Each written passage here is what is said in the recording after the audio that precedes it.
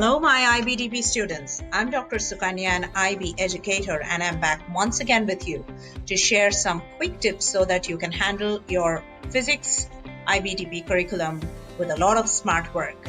And these tips are being shared by the veterans of 7.co.in. And by this time, you already know that this portal happens to be the best online IB resource center. Well, before we delve deep into physics as a curriculum, I want you to understand that why it happens to be one of the most fundamental of the experimental sciences of your NOS in Group 4. The reason being it seeks to explain the universe from a very granular level, that is from the smallest atomic particle to the intergalaxy distances. So you can imagine the range. Physics also happens to be a discipline in STEAM, no longer under STEM, because it calls for a critical bent of mind along with your creative thinking and art of imaginary. Well, let's understand why it happens to be, a discipline for you guys, that is the Gen Z learners. Because it infuses the adversity quotient, the emotional, social, and intellectual quotient in you. It helps in inculcating a problem-solving skill set in you so that you can apply the scientific methods to collect and organize data. It helps you to develop the higher order thinking skills right from constructing knowledge to applying it in real world. Integrate your physics knowledge with technology, inculcate the art of communication skills, and also integrate it with math. Well, this is a very self-explanatory syllabus component, so you can easily make out the recommended instruction hours for your SL and HL. And when it comes to your core AHL, that is your additional higher level option and your practical scheme of work. Let's understand this in depth. This is talking about your approaches to teaching and learning.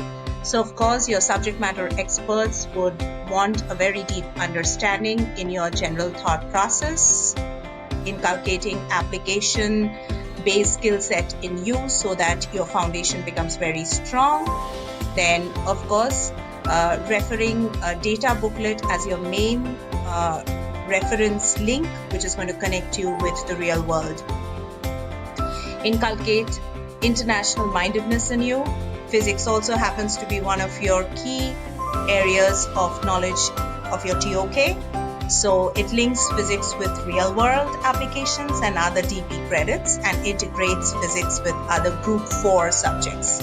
You already know by this time that Group 4 experimental skills involve a lot of hands-on activities, whether it is in the classroom or in the field. And where you get to integrate natural phenomena and secondary data sources to investigate, to research, collect the data, improvise the results, analyze, critique, evaluate, indulge in peer group discussion and reflection. Well, this is pretty interesting. It tells you how physics is integrated with mathematics and with ICT.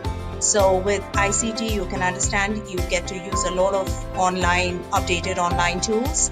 And when it comes to your math, you carry out basic arithmetic, trigonometric, logarithmic, and exponential functions as well as approximations. You use standard notation, you solve algebraic and simultaneous equations. You get to plot your graphs and draw best fit lines in your scatter diagram.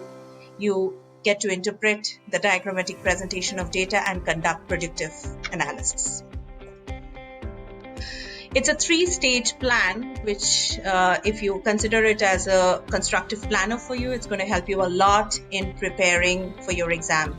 So the first one is customized order of learning according to your scheme of work. Then the second one is adopt a spiral study fashion for your HL.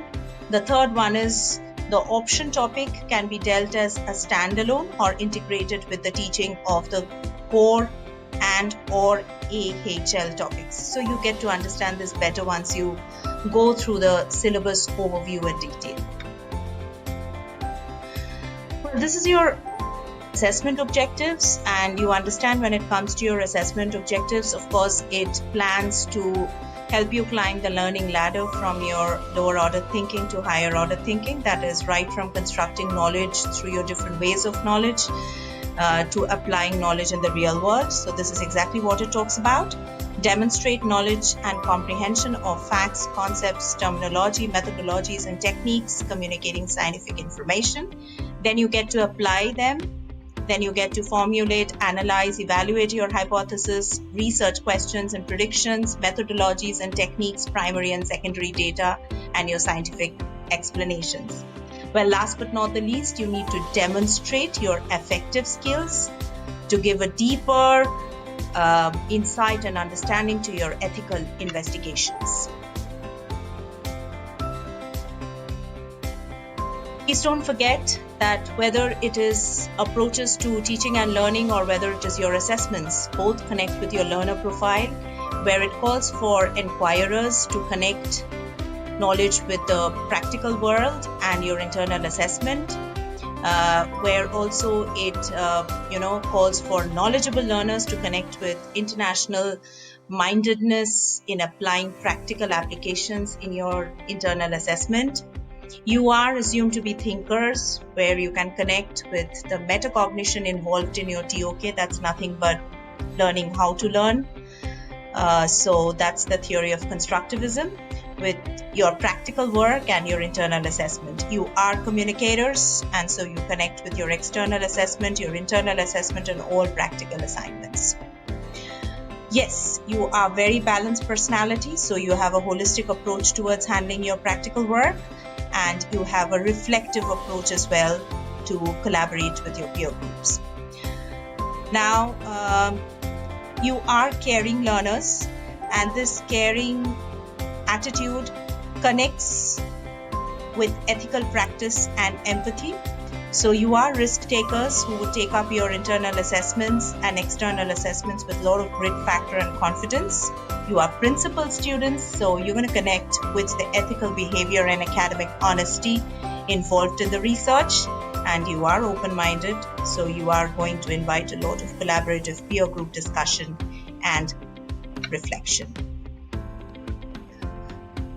Students, these are your assessment objectives. It's very well structured and planned for you, so just follow the steps in the order I'm mentioning. I think exam would be a cakewalk for you. So integrate physics with the other NOS, math and ICT is your step number 1. Number 2 goes as read and revise your guide on a weekly basis. Very, very important for you. Number 3, focus on your foundation before starting to solve problems. Number 4, remember that your profile very well connects with your approach and evaluation, as I've already discussed. Number 5, sync your circadian rhythm, that is your sleep-wake cycle, with your study relaxation clock so that you can unwind and you remain stress-free. That is exactly what the mentors of 7.co.in would help you to do.